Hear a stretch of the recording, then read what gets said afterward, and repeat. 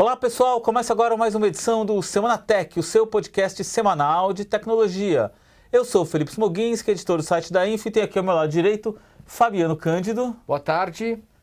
Não, olá, na verdade, né? Não sei, a pessoa pode estar ouvindo de tarde, de manhã. Madrugada. Olá, pessoal, melhor assim, né? Fabiano, nosso editor, o cara do canal de downloads e outros mais.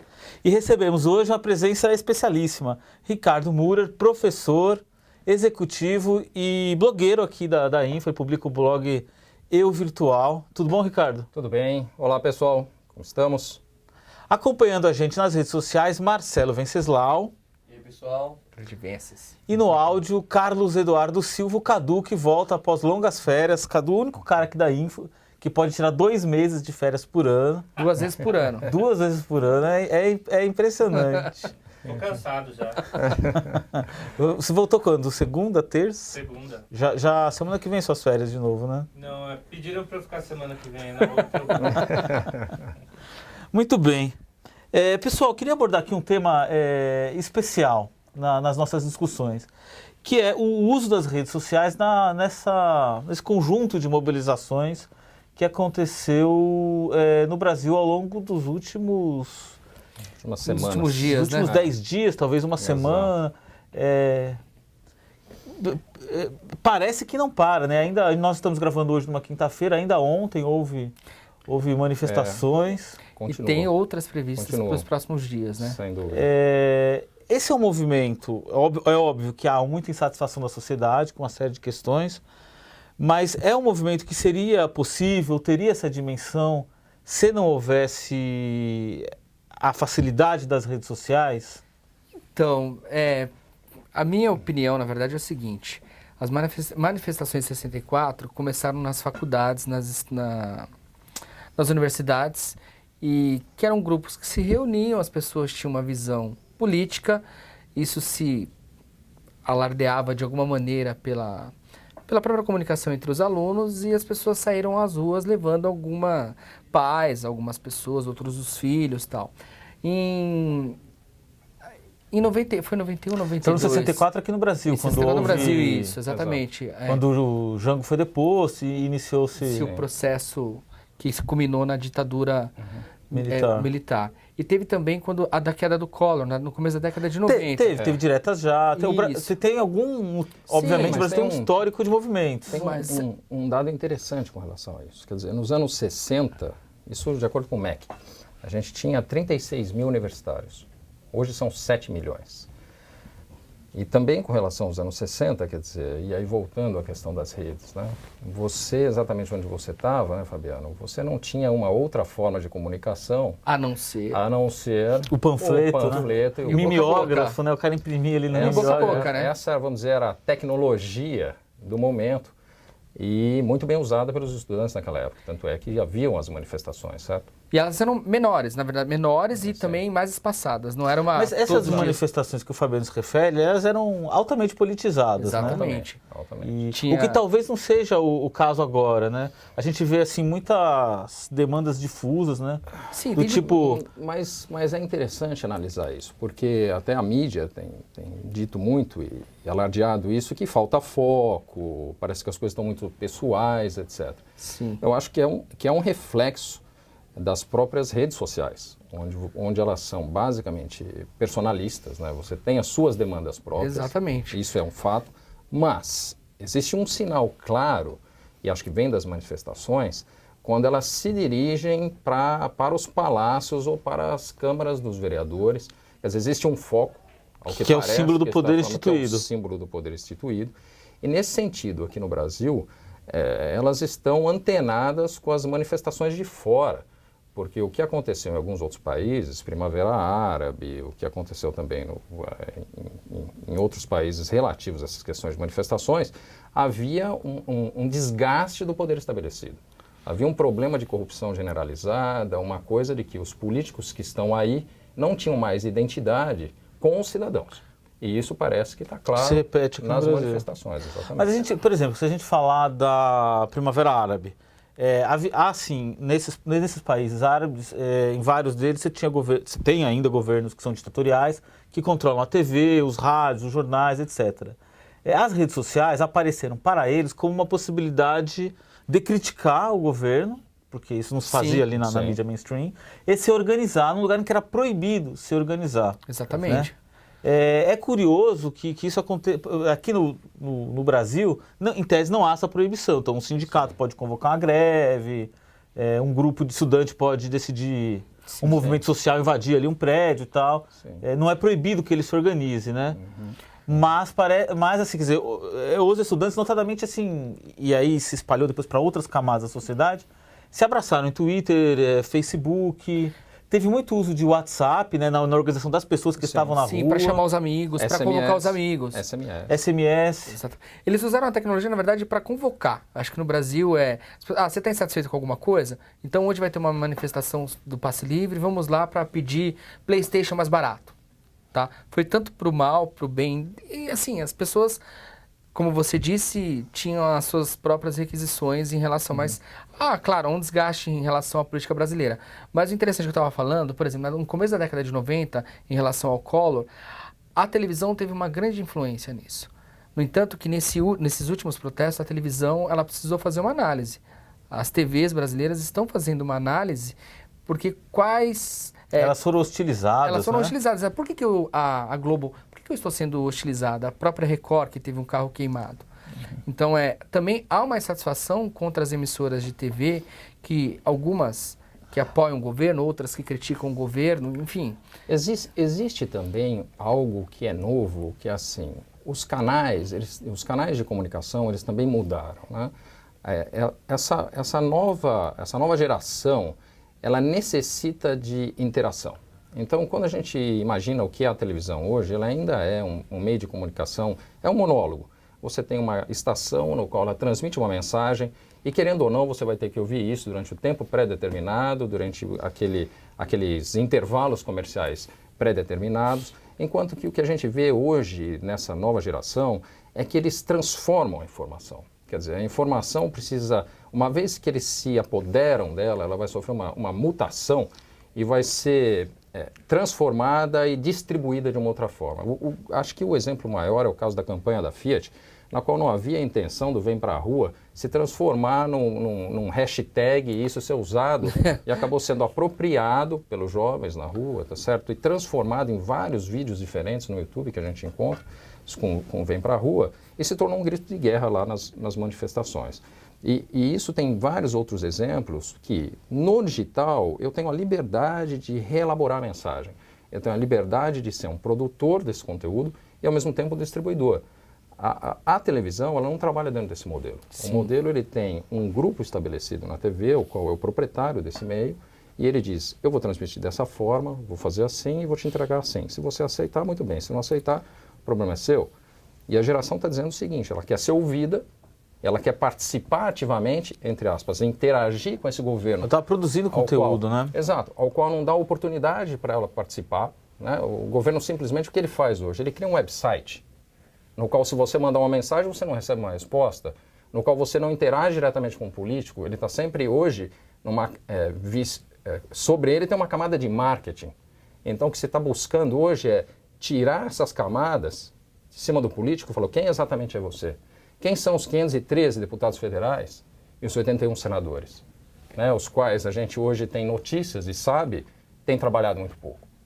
Foram trabalhar agora na votação da PEC, porque houve a pressão popular. Pressão das ruas, claro. Sim, trabalharam muito, né? Na verdade, eles trabalharam... Quer dizer... Trabalharam. Se suspenderam, porque era para estarem descansando agora, igual o Cadu, né, de férias. Era para estarem em recesso, eles suspenderam o recesso e passaram a votar uma agenda positiva ali. Né? Então, sim, de acordo com o pedido das ruas. Exato. E votaram rapidamente, como se fosse uma resposta, a gente vai trabalhar por vocês. Exato. Mas então, eu acho que a rede social, acho que eles acordaram agora. Talvez, eu tenho a impressão que os políticos não davam muita bola para a internet, sabe? Eles não acreditavam que a internet tivesse algum tipo de poder, as tecnologias tivessem algum tipo de poder. Talvez agora eles vão olhar muito mais redes sociais. Embora seja óbvio o poder da internet, eu acho que ninguém previa que isso fosse acontecer agora, né?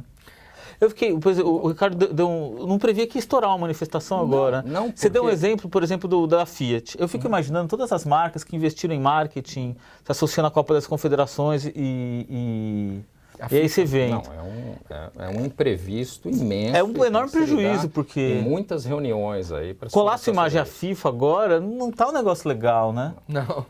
O Pelé fez que é muito associado à FIFA, a Copa das Sim. Confederações fez um vídeo, as pessoas manipularam o vídeo para ele apoiar as manifestações. Mesmo que a pessoa se negasse, tinha uma ideia contrária às manifestações, elas de alguma maneira foram inseridas. Teve aquelas pessoas que seguram um cartaz. Tinha uma do Maradona, que é um cartaz velho, limparam o cartaz e falando não é só por 20 centavos, sabe? E colocaram nas redes sociais. O Pelé, Mas- o Ronaldo, né? Essa questão do político, quer dizer, o político e a internet, né? Como ele vê isso hoje. Se você for olhar todo, como ele transmite, qual é a mensagem que ele passa, você vê o quanto ele está desconectado do que se faz hoje em termos de mensagem para os 67 milhões que estão lá dentro do Facebook hoje, eu estou falando só brasileiro, 67 milhões. Saiu um número agora impressionante. Em 2011 eram 12 milhões no Facebook de brasileiros e agora são 67 milhões. São 458, 460% de crescimento nesse curto período. E aí você pega mais 33 milhões e poucos de brasileiros no Twitter. Como que essa juventude fala? Primeiro, eles são muito objetivos, tem que ser, são muito rápidos e a mensagem tem que estar muito clara e limpa, porque ela é uma mensagem que vai se distribuir horizontalmente. Aí você pega o discurso político. Ele é longo, normalmente rebuscado e completamente fora do que está acontecendo na realidade. Do que a gente vê no desconectado país. da realidade. Então é evidente que o cidadão ele começa cada vez mais a se afastar e rejeitar essa classe política. Tanto é que os movimentos, uma característica comum são apartidários. Porque eu não me identifico mais com nenhum desses políticos. Há uma rejeição. Que estão em Brasília ou em qualquer Câmara de Vereadores. Eu fico pensando no caso do deputado Feliciano, que tem alguns projetos polêmicos e a lei, ele até apoia a cura gay, que não é, aliás, nem é um projeto de lei, é dele. O projeto é de um deputado do PSDB, mas evidentemente ele na comissão foi o cara que fez acontecer. Eu fico pensando, será que ele acessa as redes sociais? Claro. Porque... E é massacrado. Não, então, ele é muito massacrado. Será que ele não... Porque ele fica imaginando, será que...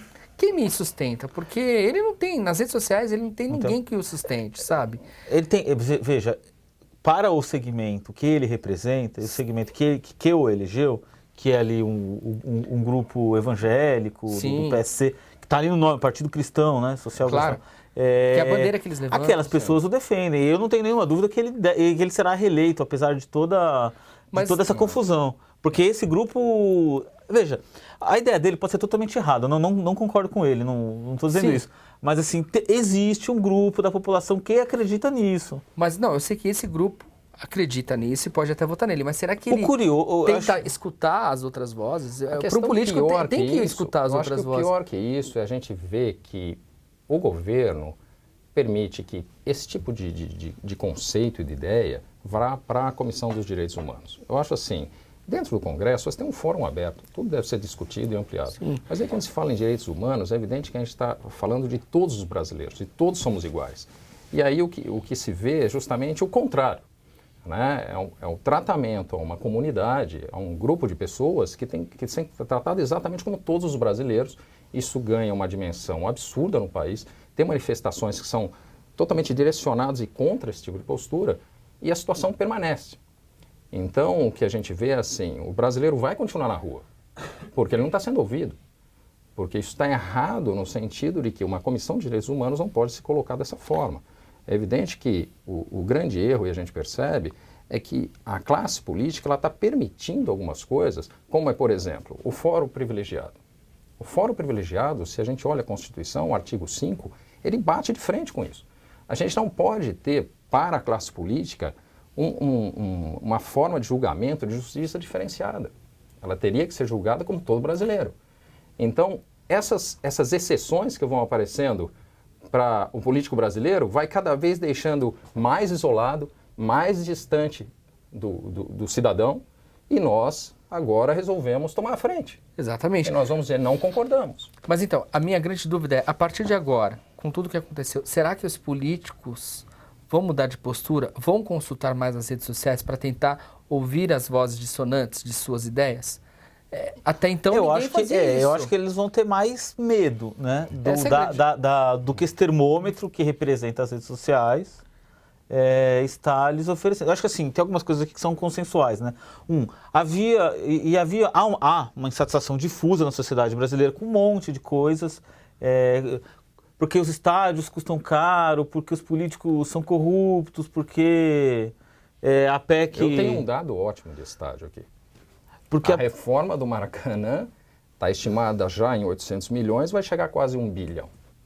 Aí eu estava buscando um valor para ter um parâmetro. Afinal, quanto custa um hospital? Porque eu vi muitos cartazes assim, quero hospital padrão FIFA, quero hospital e não reforma de estádios.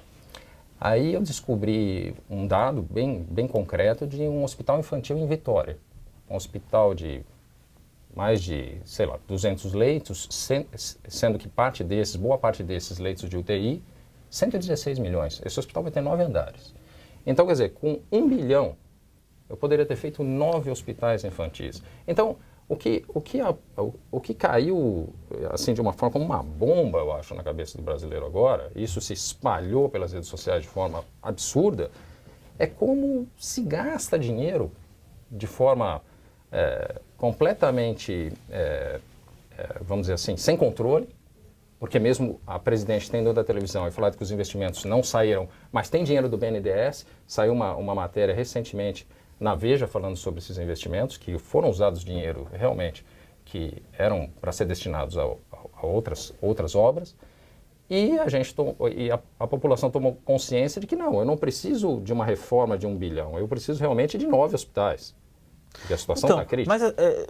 Mas não é novidade que para ter o Copa do Mundo precisava que se construíssem estádios, ou que se reformassem estádios. Claro. Essas informações mais ou menos já eram conhecidas. Então eu tive ali um acúmulo de insatisfações, e aí teve um estopim que foi o aumento das passagens, e aí um movimento já bem estabelecido, tradicional de movimentação de rua, que é o movimento Passe Livre, levou algumas pessoas, e aí eu acho que essas redes sociais serviram de pólvora para fazer essa bomba explodir. Assim, conseguiu mobilizar as pessoas e colocá-las na rua, em grande volume. Eu vejo um outro aspecto que é assim, as redes sociais permitiram modificar a narrativa desses movimentos, que também acabou agravando, dando mais musculatura às manifestações. Você teve 1, 2 ou 3 manifestações em que não houve uma adesão maciça da sociedade, assim, mas eram de grupos ali interessados no tema passe livre ou contra as tarifas. Acho que no quarto ato há uma reação muito violenta da polícia aqui em São Paulo. Sim. Eu me lembro disso. E talvez, se você visse as imagens que estavam na TV e tal, boa parte da opinião pública tinha uma visão reticente em relação aos manifestantes, porque havia vandalismo, houve episódios de violência, evidentemente. Agora, o fato das pessoas estarem na rua e com seus celulares... Fotografando. E aí fotografar um policial que quebra o vidro da própria viatura. Episódios em que há claro abuso, né? A agressão contra uma menina, indefesa. A menina que teve o... Gás de pimenta no rosto, ele totalmente indefesa. Aquilo causou uma indignação ainda maior. E aí eu acho que até mais pessoas, que talvez nem fossem, nem tenham relação com... Sim, as pessoas saíram com a questão do preço do ônibus ou não ando de ônibus, saíram às ruas para reclamar. Claro. E aí, como o Ricardo falou, uma pauta assim, horizontal, assim, porque aparecia todo tipo de tema ali, né? Não parece haver um foco em quais devem ser os temas... Sim, que tem que ser discutido pelo governo. Agora, você falou sobre... da televisão, que no começo, quer dizer, as emissoras não apoiavam os protestos. Teve um episódio com um apresentador de um programa... Datena? O Datena, Luiz Datena, que ele mudou de opinião durante... Ele fez uma pergunta no meio do programa. Ele fez uma pergunta se a sociedade apoiava ou não apoiava manifestação com baderna. Ele fez a pergunta assim, você apoia esse tipo de manifestação? Eu ouvi uma votação em tempo real. E aí começou, sim, nós apoiamos, tipo 2.000 a 1.000. Ele, não, pessoal, as pessoas não estão entendendo a pergunta. Esse tipo de manifestação com baderna, vamos mudar o texto. Você apoia esse tipo de manifestação com baderna? E aí continuou ganhando, sim, apoiamos. obviamente, quer dizer, ninguém apoia a baderna, né? As pessoas fizeram aquilo porque acho que elas estavam muito insatisfeitas e que apoiavam sim algum tipo de manifestação, né? Eu acho que nas últimas semanas, principalmente após o primeiro depoimento da presidente, houve uma ênfase dos meios de comunicação, em especial da televisão, em mostrar as badernas e os atos de vandalismo. Isso é fato, né? Hoje você liga a TV, você vai basicamente esse tipo de parte da manifestação acontecendo. Então, eu acho que a gente tem que analisar isso de forma bastante prudente, porque, assim, é evidente que a gente está no meio de uma Copa das Confederações, tem muito investimento aí de publicidade, transmissão, etc. E é evidente que ninguém apoia atos de vandalismo, né? Eu acho que isso está claro. Porém, onde está a raiz desse tipo de problema? Quer dizer, a gente tem que começar a pensar em como se movimentam as massas e por que, em algum momento, começam a haver atos de vandalismo. Quer dizer, é evidente que existe um problema de segurança, isso é fato, e a gente tem vivido isso nas nossas cidades o tempo todo. Quer dizer, aqui em São Paulo, você hoje não pode nem ir a um restaurante, que você pode ser assaltado dentro do restaurante, e isso se espalha por todas as capitais. É evidente que existe um problema imenso em toda a periferia das grandes capitais de repressão policial e da forma como, por exemplo, essas pessoas têm acesso aos benefícios que o governo pode dar, como hospital, educação, etc. Isso também causa uma revolta. Eu não estou justificando, não acho que eles devam ir lá e devam vandalizar, não é essa a forma. Mas quando aparece a oportunidade dentro de uma manifestação onde você tem diversos temas trocados e a polícia está presente para colocar ordem, é evidente que isso vai se transformar. Sim. Né? Mas, numa manifestação de 60 mil pessoas, onde eu tenho um grupo de 60, 70, 80 ou 100, se a gente for calcular a matemática disso, a gente vai ver que é um percentual muito menor. E mesmo porque os manifestantes estão a todo tempo, sem vandalismo, sem violência, estão gritando isso, a grande maioria. Então, há necessidade de se entender como que se está distribuída essa questão da segurança nesse país. Porque isso também já perderam a mão. De novo, eu não vejo por que um político estaria preocupado com isso. Com o quê? Com as Com manifestações? segurança. Porque ele, muitas vezes, ele não frequenta os mesmos lugares que a gente frequenta. Ele está distante dessa realidade. Muitos deles usam segurança ou viajam de avião particular. Então, é assim, ele não sabe o que está acontecendo. Mas esse é o maior problema. Agora, alguém vai narrar para ele uma história que não está batendo com a realidade. Então, eu não sei se foi um dos políticos que teve a filha assaltada aqui em São Paulo, recentemente, eu não me recordo. Ele falou, olha, o problema da segurança está ficando grave. Porque chegou muito perto dele, chegou muito perto da família dele. Acho foi que pela o primeira vez. vice-governador? Não foi. A menina acho que estava num carro, teve um evento, não sei nem se chegou se o assalto chegou a ser concluído, mas aí ele ficou aterrorizado. Ele falou, o assalto não chegou a ser concluído, mas apontaram uma arma para ela. Houve um fato desse. Desculpa, Foi a filha do Afif Domingos, né? Exato. Que é vice-governador e também é ministro Como da ministro. Então, é assim, eu preciso... Que é outra situação. Precisa chegar nesse ponto. Então, é assim, o quanto eu estou próximo da realidade do país para poder agir. Mas essa figura, que é uma figura rejeitada pelas pessoas e o alvo principal, né, que é essa figura, o político, ela é também a figura que pode desatar esse nó, que pode resolver os problemas, né? Assim, uma das características, a gente tem um tipo de manifestação organizada por meio de redes sociais, que pega um público heterogêneo, que não possui liderança constituída, que é a partidária, é que ela não consegue construir uma solução também, né? Porque a solução, qualquer que seja ela, será política, né? Então, como que eu melhoro a segurança pública? Como que eu melhoro a corrupção? Exatamente. Você precisa... Talvez a gente tenha que questionar o modelo. Você precisa... A solução para isso será uma solução política. Sim. Vai precisar de uma pessoa para encabeçar, vai precisar de uma pessoa para escutar todas porque o policial ganha mal, ou porque ele é mal treinado, ou porque tem muito problema social e a juventude está abandonada e por isso vai para o crime. Quer dizer, então precisa melhorar a escola. Porque quando você diz assim, eu sou contra a corrupção, ou sou a favor da educação, é como se eu dissesse assim, eu sou a favor da energia elétrica, da água encanada. Quem é contra? Quem é contra a educação? Ninguém, mas eu acho assim, o que eu percebo, e eu acho que a gente está observando, é que os temas começam a ficar mais claros e a gente começa a ter uma convergência, né? Foi o caso da PEC 37, essa questão que eu comentei agora do fim do fórum privilegiado, a questão dos 13º, 14º, 15º que os deputados e senadores ganham, a questão, por exemplo, do efetivo investimento que deve ser feito em educação, de onde vai sair esses recursos, etc. As coisas começam a ganhar um foco. Não é fácil, eu acho que o modelo que está aí não resolve, porque ele é um modelo engessado. Você vê quando a gente tem eleição, que vai ter de 4 em 4 anos, então é assim, a gente tem problemas que são para agora.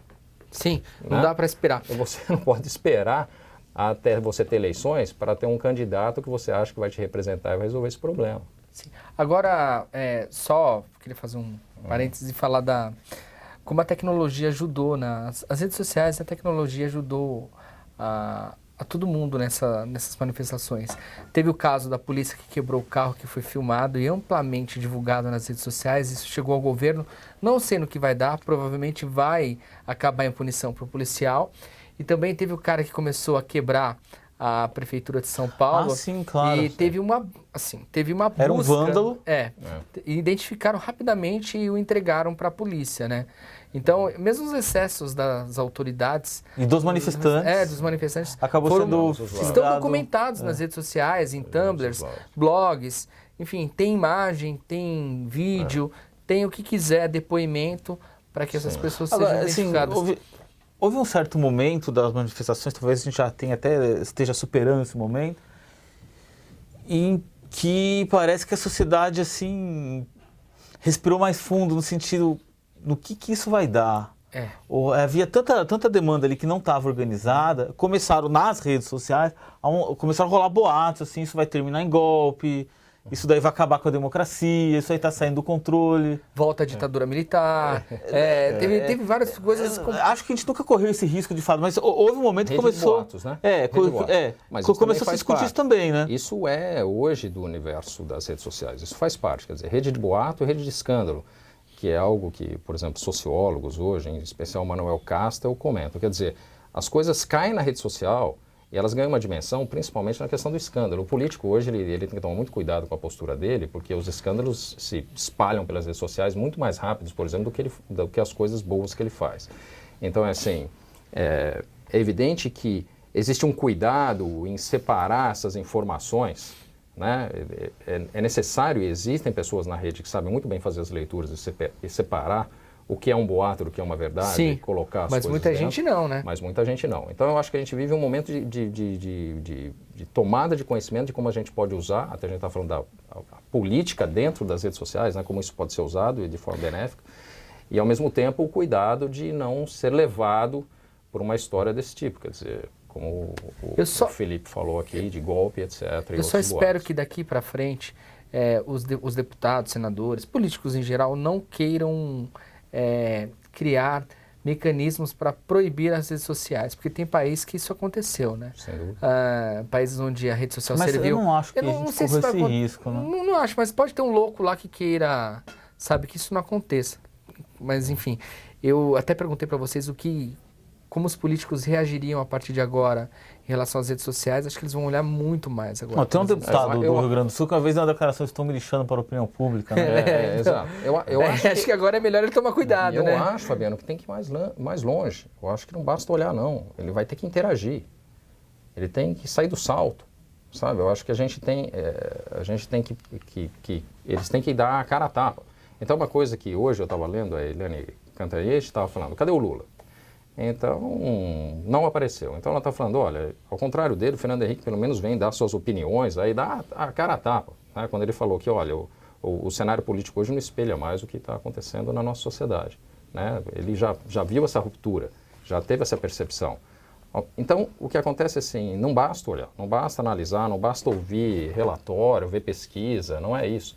Ele vai ter que efetivamente participar, ele vai ter que vai estar vai ter que estar inserido no contexto da rede social. Agora, os presos políticos todos não têm lá o seu social media manager com os seus Tem, Mas é maneiras? exatamente isso, você está sendo intermediado, não funciona. É uma pessoa que representa você, não é o não político, funciona. efetivamente, né? Todos É o que ele falou, o cara leva o relatório lá pro político, ó, tá acontecendo isso, dane-se, sabe? Tem político que talvez, tem políticos que, aquele Jean Willis, do PSOL, deputado federal pelo Rio de Janeiro, ele é muito ativo nas redes sociais. Ele fala, ele responde, ele discute, isso é super positivo, mas são poucos os deputados que realmente fazem isso. Sim.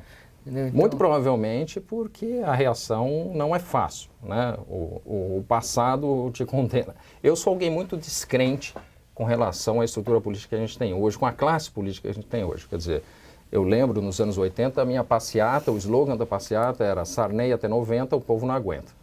Né? A gente estava aqui em São Paulo fazendo isso, quer dizer, Sarney está até hoje aí, e você vê quantos anos se passaram, de 80 para cá são 25 anos. Então é assim, por que eu sou descrente? Porque parece que existe um continuismo e uma coisa de empurrar sempre para frente.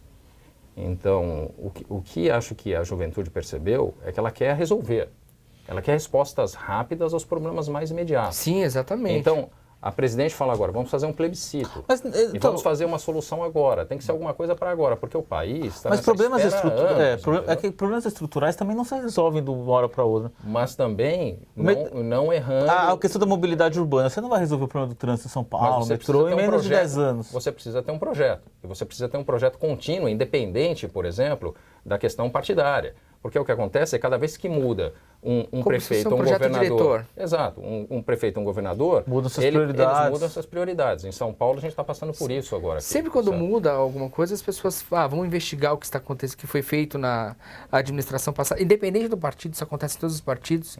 Vamos investigar a administração passada e vamos alterar o projeto para que... Sem dúvida, para que atenda talvez os interesses partidários. Então, vê o caso do Chile. O Chile está há mais de 20 anos com troca de poder e troca de comando, mas eles têm uma diretriz que é a seguinte, nossa diretriz com relação à saúde, educação, a gente mantém. Mas E sabe, o país está você indo tocou- muito bem aqui na América Latina. Você tocou nesse ponto... Eles estiveram, de fato, assim, em termos de indicadores sociais, até econômicos, assim, o Chile vai muito bem. Eu tive de férias no Chile faz pouco tempo, né? Você pode observar isso. Agora, eles passaram uma convulsão aí, Sim. com essa mesma história aí, Sim, esses sim. estudantes querendo Sim. gratuidade de todas as universidades e Mas tal. faz parte do processo. Mas uma coisa que você disse, Manifestações que não terminavam. Olha que- muitos dos manifestantes não têm essa ideia. Eles saem para a rua pedindo impeachment de A, de B, de C, que o executivo tem que criar lei. O executivo não cria lei, primeiro ponto.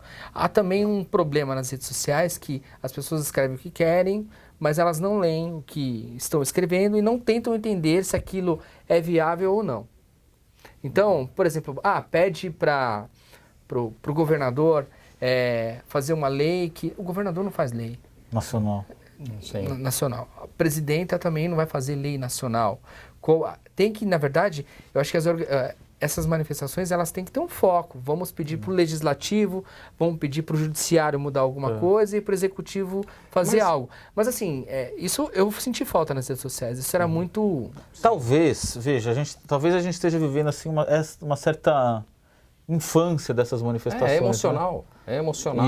E eu também acho que as pessoas vão aprender a lidar com isso e Exato. parece que é uma catarse, né? É uma catarse. Eu tô revoltado, eu vou na rua xingar também, né?